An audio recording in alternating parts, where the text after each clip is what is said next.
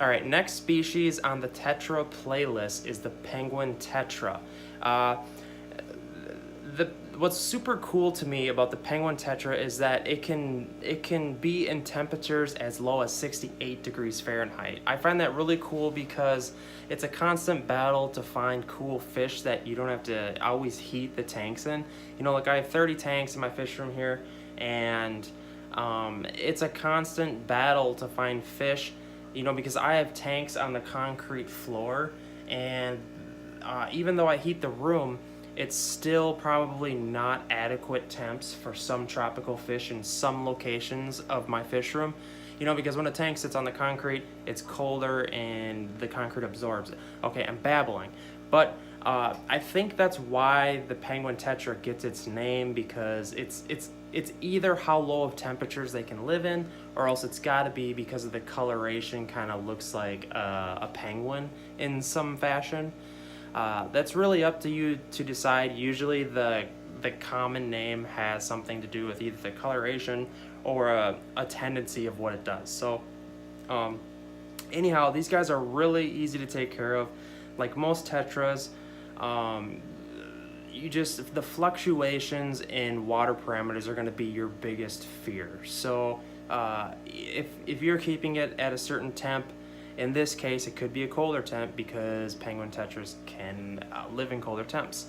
I've said it like 20 times now. Okay, let's flip the cam. I'll talk about the Penguin Tetra. These things are super colorful, great fish to keep. They are a schooling fish like most tetras, so they're going to try to figure out a hierarchy. You should buy 6 of them minimum, probably keep them in a 30-gallon tank.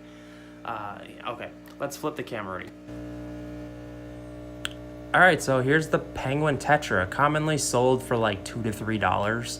And this is at my local fish store, Fins and Friends. Shout out to you guys, awesome fish. And as you can see here, I guess, do these fish look like a penguin? That's kind of gonna be up to you guys here. I'm not really good at comparisons like that, but as you can see, these are beautiful tetras. They're not going to get very large like most tetras, probably 2 to 3 inches long, what you're looking at here. And remember, these are schooling fish, so you're going to want to buy like anywhere from 5 to 10 of them. I urge people, the more you buy, the better, because tetras are pretty insecure fish. They're skittish. They're going to want to be running to, like, if something walks by the tank or something scares them, they're going to get super stressed out. And you're also going to want some good hiding spots.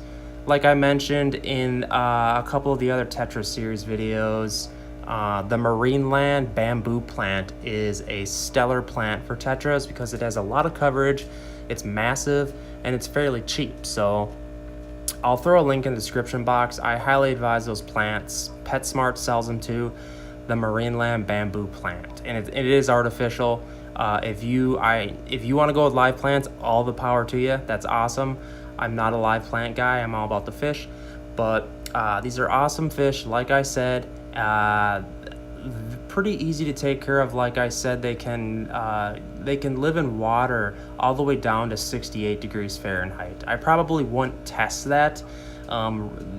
What's awesome is a lot of people are looking for fish to keep at room temperature in their house, and a large school of these would be amazing, and you wouldn't have to heat the tank. So awesome fish here. Let's flip the cam. I'll do some babbling about some food here. So as you can see, the Penguin Tetra is a super cool fish to keep, and I forgot to mention one more thing about feeding them. One of my favorite things to feed them is these freeze-dried brine shrimp cubes. I get these on Amazon.